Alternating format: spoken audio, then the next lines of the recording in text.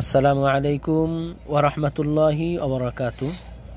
দেখুন, আজকে এই কিতাবটার নাম হচ্ছে হাদিসুস সিয়াম আহকাম ও আদাব। হ্যাঁ, এটা লিখেছেন, এটা সৌদির একটি ভার্সিটির একজন ওস্তাদ আব্দুল্লাহ ইবনে সলেহ আল ফাউজান লিখেছেন, তিনি জমা করেছেন হাদিসগুলো। যাই হোক, বুখারী, মুসলিম, বিভিন্ন সিয়াসিতার কিতাব, বিভিন্ন কিতাব থেকে।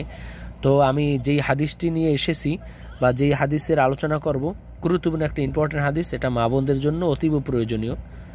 মা বোন ছাড়াও পুরুষ মানুষের জন্য দরকার, যাই হোক মেয়েদের জন্য বেশি প্রয়োজন। দেখুন, এখানে আছে আল হাদিসু সালেস ফি কদাই রমাদন, রমাদানুল মুবারকে, রমজান মাসে যারা রোজা যাদের ছুটে যাবে, কাজা হয়ে যাবে, সেই সম্পর্কে একটা হাদিস। হাদিসটি হচ্ছে আন আয়েশা রাদিয়াল্লাহু আনহা, আম্মাজান আয়েশা রাদিয়াল্লাহু তাআলা আনহা থেকে হাদিসটি বর্ণিত। ক্বালা, তিনি বলেন, কানা ইয়াকুনু আলাইয়া সাওমু মিন রমাদান। আম্মাজান আয়েশা রাদিয়াল্লাহু তাআলা আনহা তিনি বলেন যে রমাদানের রোজা এটা আমার উপরে, কানা ইয়াকুনু আলাইয়া সাওমু মিন রমাদান, রমাদানের রোজা আমার উপরে থেকে যেত আর কি।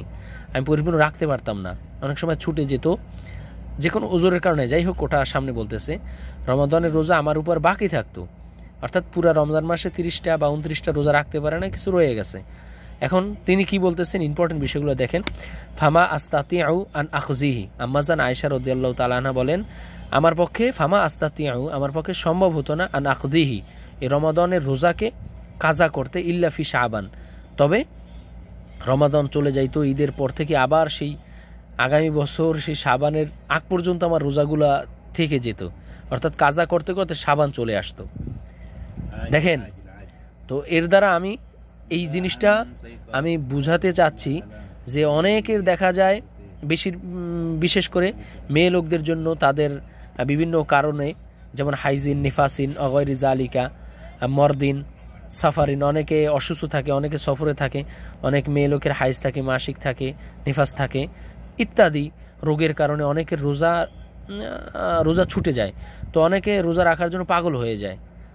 তো আমি বলবো যে আপনার পাগল হওয়ার কিছু নাই, ব্যতিব্যস্ত হওয়ার কিছু নাই, আপনি রিল্যাক্সে রাখেন। আম্মাজান আয়েশা রাদিয়াল্লাহু তাআলা আনহা এই রোজা আগামী বছরের শাবান মাস পর্যন্ত রাখতেন, অর্থাৎ শাবানের পরেই তো রমাদান, অর্থাৎ 1 বছর বয়সে রোজাগুলো রাখতেন।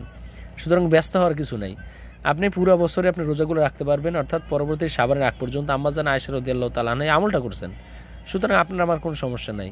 কথা ক্লিয়ার? এরপরে কেউ না বুঝলে আমাকে জিজ্ঞাসা করবেন। হ্যাঁ, আসসালামু আলাইকুম ওয়া রাহমাতুল্লাহি ওয়া বারাকাতুহু।